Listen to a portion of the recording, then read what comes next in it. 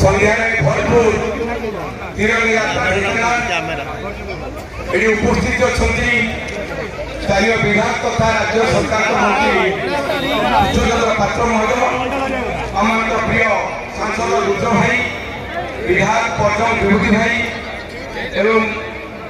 Bharatiya Janata party सभापति राजवीर भाई municipal chairman महोदय एवं पूर्वतन मंत्री नवीन बाबू सामने समस्त सामाजिक बंधुगण एवं उत्साही युवक मैंने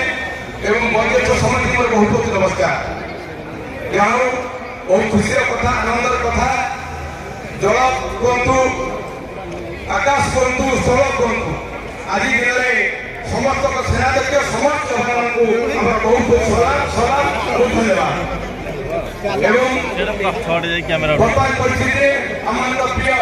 प्रधानमंत्री नरेंद्र मोदी नेतृत्व में आम सामरिक व्यवस्था बहुत उच्च एवं विश्व आप समझते जानते आज तिरंगा यात्रा मूल लक्ष्य उद्देश्य है जो वीर जवान माने अधिक लाइट बहुत